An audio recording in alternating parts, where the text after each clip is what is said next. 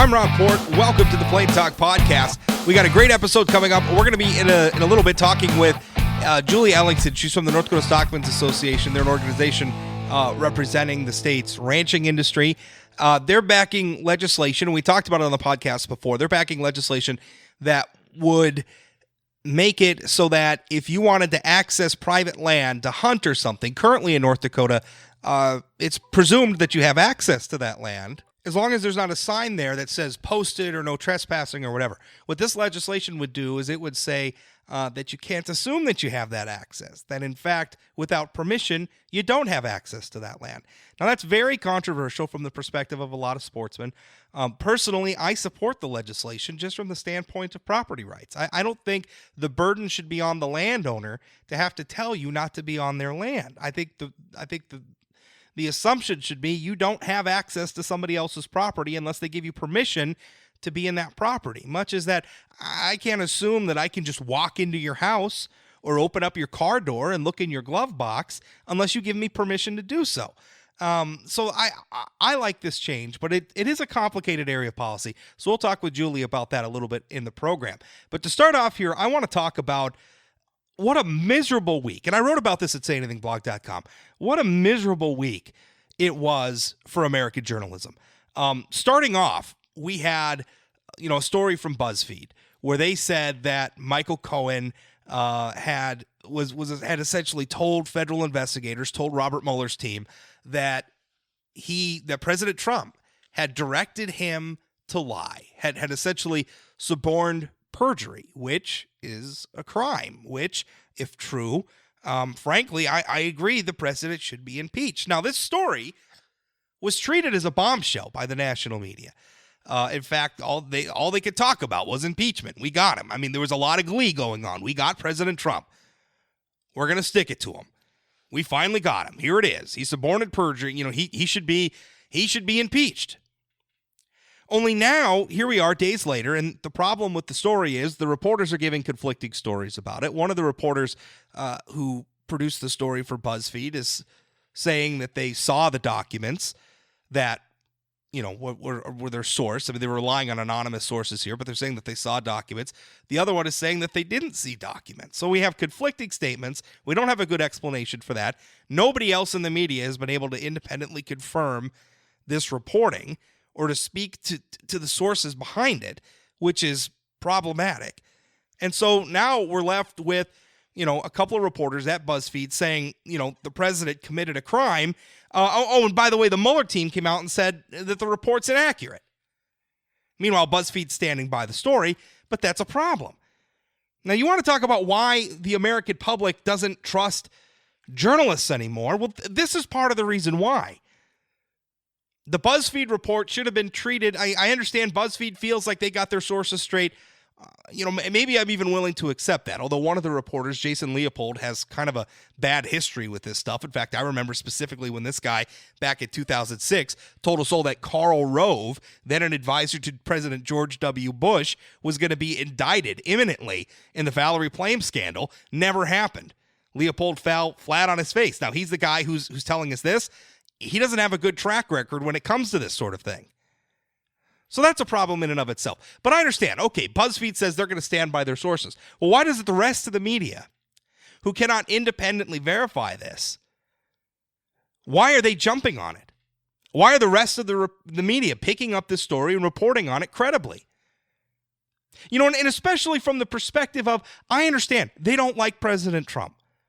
I get it. Okay, well, if you don't like President Trump and you want to take him down, isn't that a good impetus to do your jobs really, really well and make your reporting about him bulletproof? Because I'll tell you what helps President Trump. What helps President Trump is to run sensational stories about him that turn out to be not accurate. Right? So if you're a news media reporter and you want to get Trump and you want to expose what you think he is to the rest of the world, that's what you want to do. Well, okay, get your stories right. Right? That's when you got to be careful. Because what doesn't take down national leaders, if Trump really is the tyrant, and I don't think he is, but if Trump really is the tyrant and the despot that they say he is, well, then do a good job reporting on him. Quit screwing up.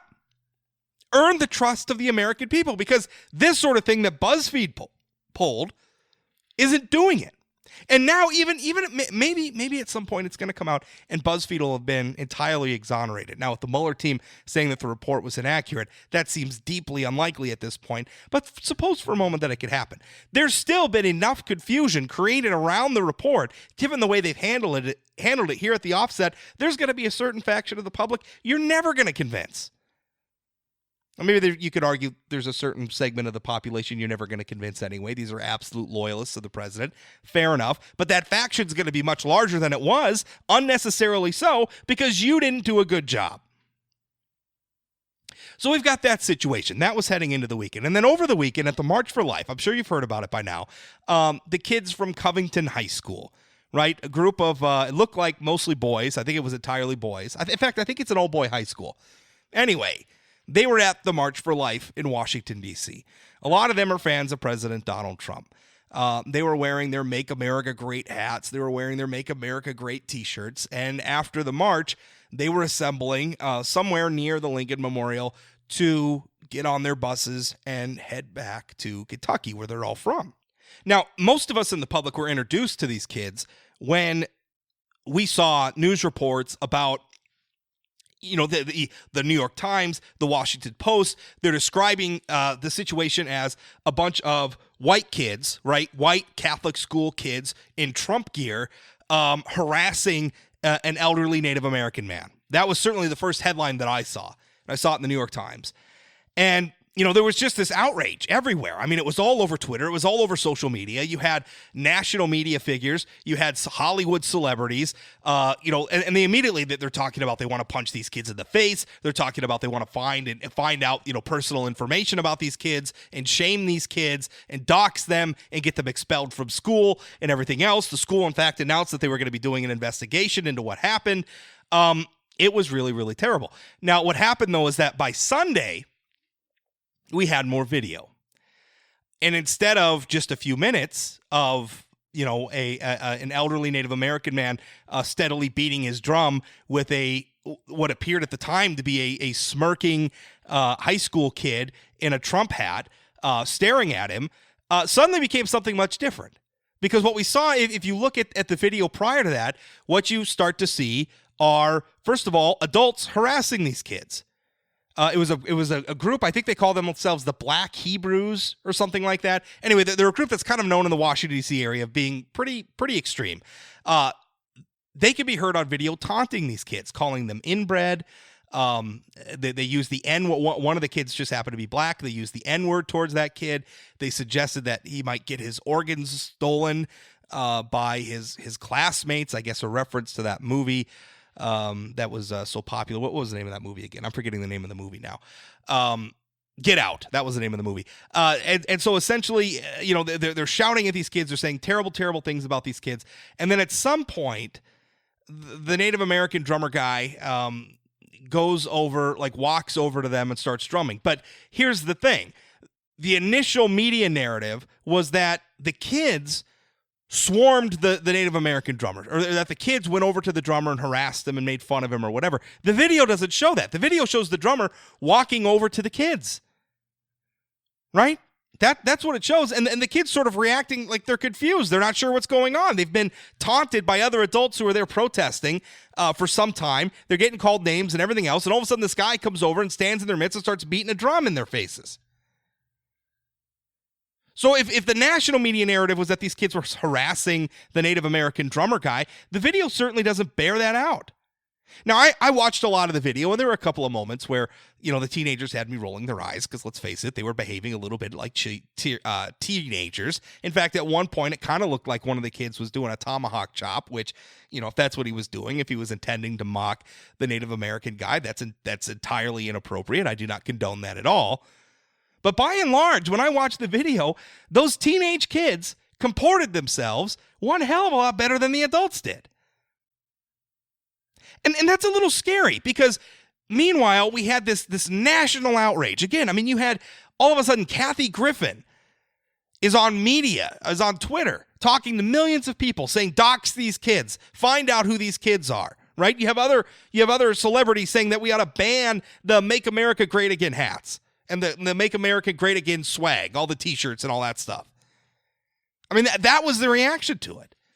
And it turns out all these kids, dude, was compile themselves at the spot where the bus was supposed to pick them up, at which point a bunch of adults started picking on them. That's what happened. That's the reality of what happened. And all of a sudden, you saw the New York Times, you saw a lot of these people having to, in fact, a lot of the celebrities are deleting their tweets now, and they're all walking it back. Now, that all is what it is, right? I'm sure to this point, you're familiar with all of the story. What I want to talk about, though, is how we got to a point where this happened. How did we get to a point where these two stories got as much traction they did without somebody in the newsroom saying, hey, wait a minute, let's pump the brakes on this. Hey, wait a minute, we can't independently confirm what Buzzfeed is reporting about the President of the United States committing a crime. Hey, let's pump the brakes.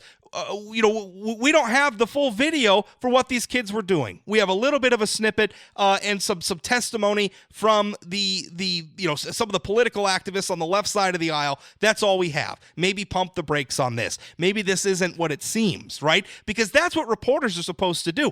Any of us on social media can look at a few minutes of video clip posted on Twitter or on YouTube or something and jump to a conclusion from that. Any of us could do that. Right? In fact, a lot of people do on social media. What we expect from our reporters is something better. Right? Because that's what reporters tell us they do all the time. They question. They dig. They get the full story. They're patient. Except that they're not. And not only are they not patient, a lot of the reason they're not patient is because these stories fit their preferred political narrative.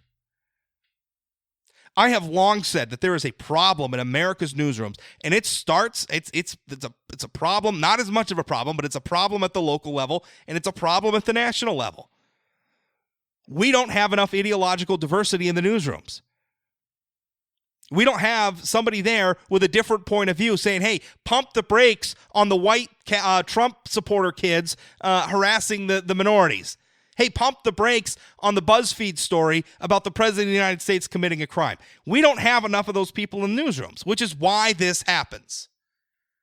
It's how the news media can get caught out. And I'm telling you, it's reaching the point. It's not just a point where conservatives could just shrug their shoulders and say, oh, it's the New York Times. What do you expect? It's the Washington Post. It's MSNBC. What do you expect? We can't do that anymore. And the reason why we can't do it anymore is because if America loses faith in the news media, we're in a lot of trouble. We do actually need the news media to fulfill its function. In order for our nation to function as the republic like it's supposed to, we need the news media. We need them to do better, and they're not doing it. They are not doing a good enough job. And a lot of it is they're willfully, because I think it is willful, they are willfully biased. Not from the perspective that they're setting out to write stories that are slanted. They are willfully biased in that they know they don't have enough right-of-center people in the newsroom. They know that they have a problem with this sort of monolithic, homogenous worldview in the newsroom, and they're not doing anything about it. All the time, the news media tells us, well, we got to hire more women so we get a female perspective. We got to hire more minorities so we get a minority perspective. And I can understand that. I'm not an affirmative action sort of guy. I don't generally support affirmative action policies. But if your job is to cover complex social and political issues and explain these things to the rest of us, having diverse viewpoints makes sense. Which makes me wonder why they're not concerned at all about having a viewpoint that represents roughly half of the United States of America. Right? President Trump didn't win the popular vote, but he won almost half the vote. He represents roughly, maybe a little less than half of the United States that voted for him. Where are those people's voices in the newsrooms? And by and large, they're not present. And by the way, this was even a problem locally. My colleague, Mike McFeely, over the weekend published a column, and in the column quoted Chase Iron Eyes, who was at the Indigenous Peoples March. I think that's what it's called. That's, in fact, the Native American drummer. He was attending that protest, that rally. Chase Iron Eyes was there as well. You'll remember Chase Iron Eyes. He was a congressional candidate for the Democrats in 2016, convicted felon, currently facing charges I think he's currently facing charges for actions related to the No DAPL protests. And frankly is a bit of a political fabulist. I mean, this guy is an activist. And yet who was credulously regurgitating everything this guy had to say, not subjecting any of it to scrutiny? Mike McFeely. That's a problem, ladies and gentlemen. Now, I understand Mike McFeely, like me, is an opinion guy, and I have my biases as well. I wear them on my sleeve. And so maybe that's not quite as egregious as other situations. But at some point when you get caught out like this, you just got to apologize. We have a problem in the news media, and it's reflective really of a problem we have in society as a whole, in that we're all just willing to believe things that fit our narratives, right? The newsroom's got a bubble, but frankly, a lot of us live in a bubble too. We're on Facebook. We're, getting rid of our friends that post things we don't like, and we're adding people who post things we do like, and we're all just sort of, it becomes sort of a superheated thing, and we've got these different spheres, and nobody's talking to each other, and we're all willing to just assume the worst about the other side all the time. And folks, if we don't get a little more patient with each other, if we don't get a little more willing to give one another the benefit of the doubt, then things are just going to continue to get worse. That's it. I've got a whole post about this. If you want to check out sayanythingblog.com with more links, if you want to catch up on that story, go check that out. My interview with Julie Ellingson coming up next.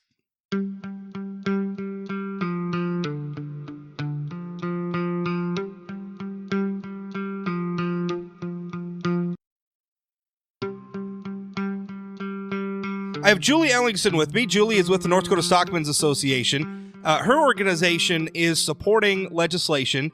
It's Senate Bill 2315, introduced by State Senator Robert Erbely. He is a Republican. And essentially what the legislation would do, and this obviously isn't the first time this legislation has come up, but every time it does come up, it's a hot button issue.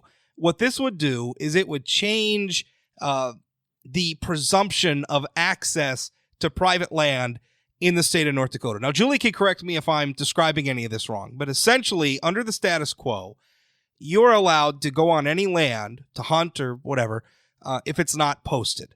If somebody has no trespass signs up or whatever, if you want to access that land, you got to get permission from the landowner. What the legislation would do is it would change that presumption. Instead of assuming that land is open unless it's posted, it would assume that land is closed unless the person get permission from the landowner. Now, something that the legislation also does is it would create a publicly accessible database. This would be like a sort of online database where landowners who want their land to be open, because this is a big complaint I hear when we've debated this issue in the past, landowners saying, well, I don't want 100 people calling me during hunting season to get access to my land. They can list their land in this database as open, in which case people would know it's open to access. Julie, how are you? Did I get any of that wrong? No, I think you did a great assessment of what the bill that will be presented here this week. Why do we need this? So the Stockmen's Association and the broader ag community has been working on this issue for many years, as you described. To our organization, our cattle ranching members, this really is an issue not about hunting, but of private property rights. Property rights are really the cornerstone, our founding philosophy, that it's really, again, the cornerstone to a free society. And we think that our current law really is an infringement on that. And so the idea that's presented before the legislature is, as you described, to reverse that assumption and to give property owners the ability to provide consent or to deny access as they are, again, a basic private property right and should have that ability. So, I mean, what a lot of people, when this comes up, and it's why I started with that question, what I hear from a lot of people is they say, well, it's not necessary. The status quo is working just fine. Why fix what isn't broken? What do you say to those critics? There are problems. Obviously, we're pulling away a private property right. We're making assumptions that people can access that when they don't necessarily have the permission. There's also a burden that's placed on landowners to post their property. There's the time and the expense of posting their land.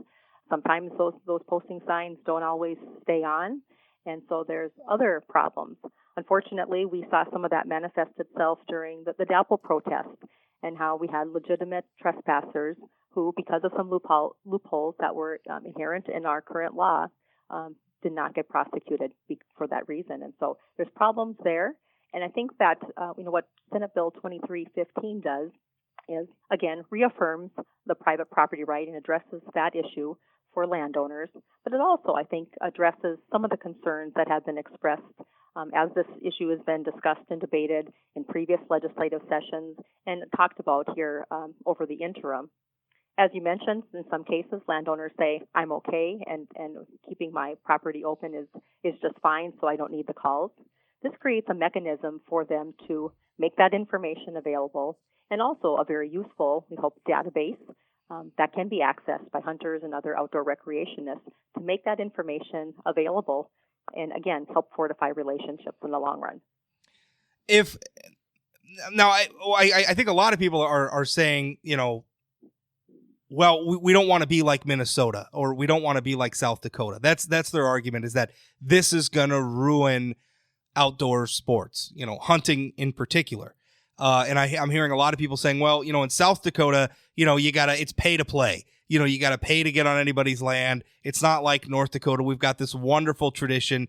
And I expect that that there's a pretty heavy overlap between your constituency and the North Dakota Stockmen Association, and people like to hunt. Because one thing I know about ranchers, a lot of them like to hunt.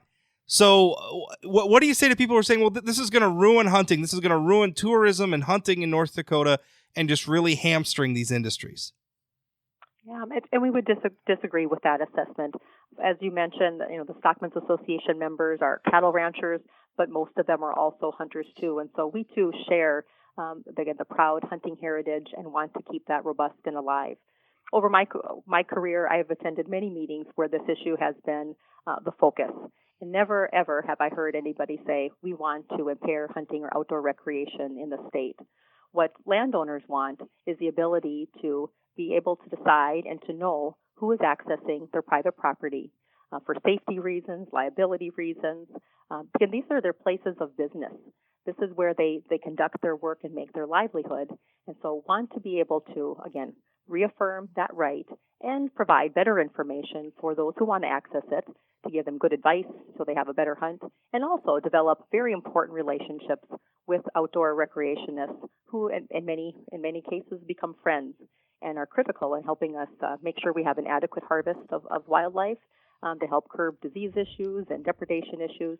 And so we want to work together, and really Senate Bill 2315 is offered in that manner, to reaffirm the property rights, but also to acknowledge and recognize those who have some concerns with the issue in the past. What about the people who say this is just a bunch of landowners that want to sell access to their land to hunters and just get rich off selling that access? And again, that's a concept I know that's widely a widely held myth, but that really is not the impetus for this bill. Ultimately that can happen the way the law is right now. And we don't think that this has any additional legs to make that happen, nor is that the idea behind it. Now, tell me a little bit about this database, because I was very gratified. I support this legislation. I think this is the right way to go. I think we're formulating property rights the wrong way. If you own a piece of private property, the onus shouldn't be on you to tell people not to come on your property. People should know not to come on your property unless they've got some level of permission from you. But one thing I was gratified to see was this database. Tell us about this database provision. How specifically would this work? Yes, so ultimately some of the details need to be identified, but the goal is to be able to provide information, again, working alongside the Game and Fish Department, who already has some resources available to hunters and fishers, to notify them about opportunities for outdoor recreation. We think this or an additional tool could be the resource to also provide information about private lands to those who want to access it, and also can address issues if any landowner doesn't want to have the calls. It also addresses those needs. We hear in many different forums people's appreciation for the plots resources that are already available, and think this could be an extension of those things that people already know, understand, and like. Why not allow? Because one thing I didn't see in the bill, and unless I missed it, why not allow? What I've always wondered is, because right now, if a landowner doesn't want the people on his or her land, they got to post the posted sign. I like that we're changing this to, instead of you have to opt out of access, you opt into access. Why not allow people to post open for hunting signs on their land? That was one discussion, and so what you're asking is about reversing the database. Is that right? Well, essentially, because right now, if I don't want somebody to hunt on my land, I got to put up a posted sign, right? Well, if we change the law, then I don't have to post my land anymore. But let's say, in addition to adding my land to this database, I just want to put some signs out and say it's open to hunt. Right, and again, while that's not specifically addressed in the bill, there probably are some opportunities, because there has been such a discussion about making access information available in ways that people can easily access that. That really is the focus on the electronic component. We hear time and time again about the online electronic resources that sportsmen are already using, and think that this might be an opportunity to extend something that they're already appreciating. Right. Yeah. It seems to me like it might make sense to do both. I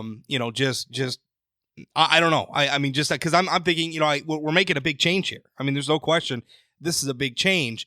I want to make this change, but also do so in a way that's conducive to fostering a good relationship and making it easy for landowners who want to. Right now, it's hard for landowners who want to keep people off their land to do it.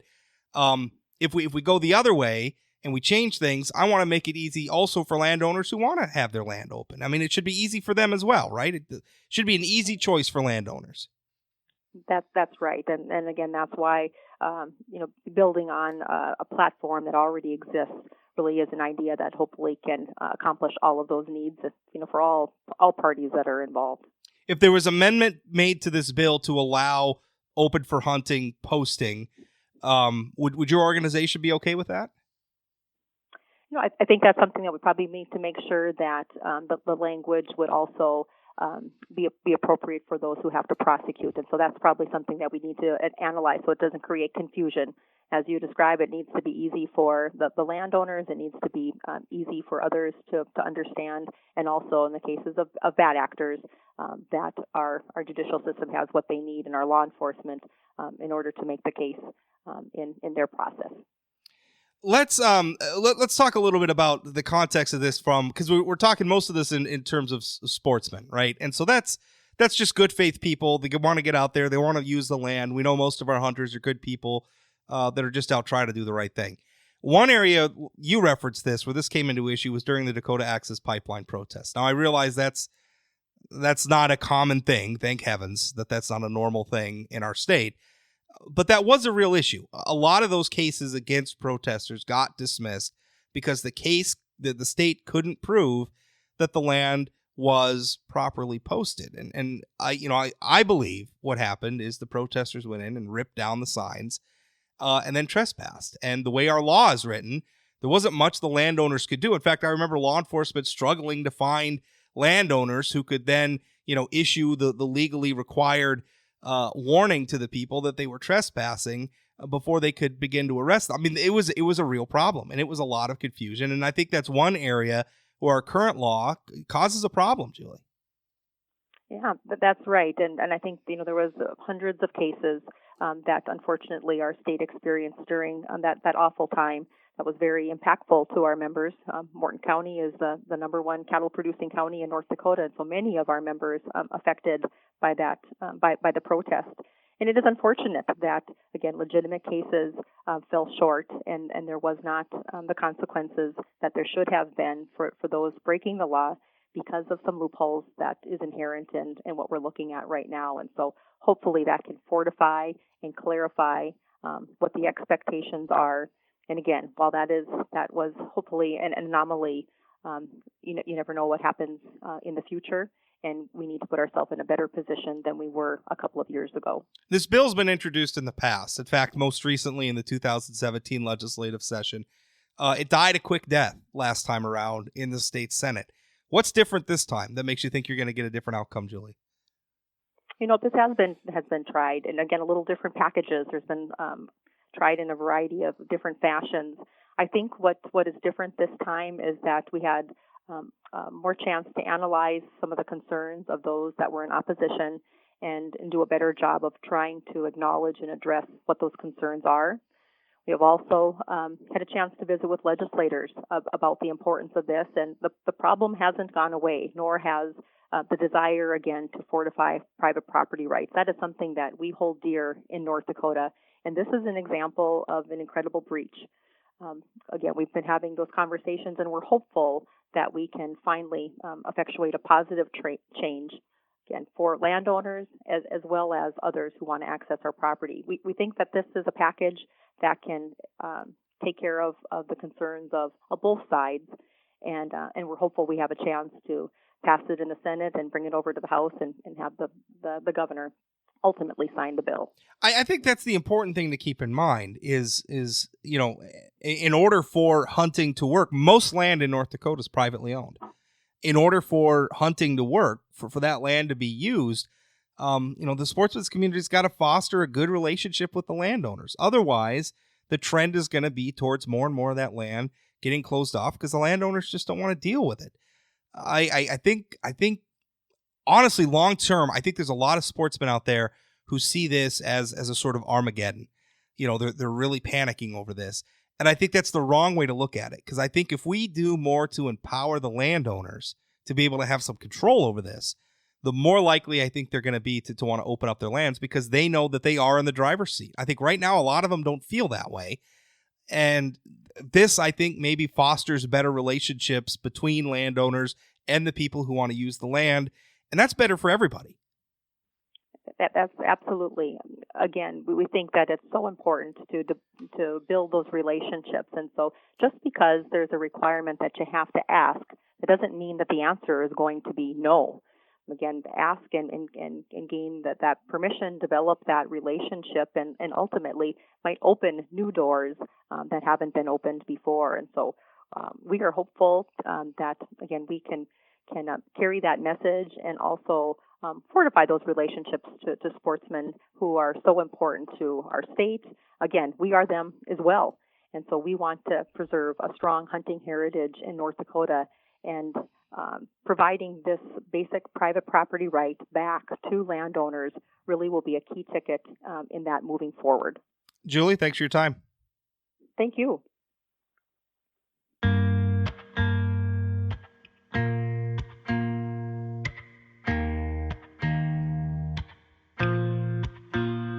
That's it for today's Plain Talk podcast. Remember, you can subscribe to the podcast by going to sayanythingblog.com.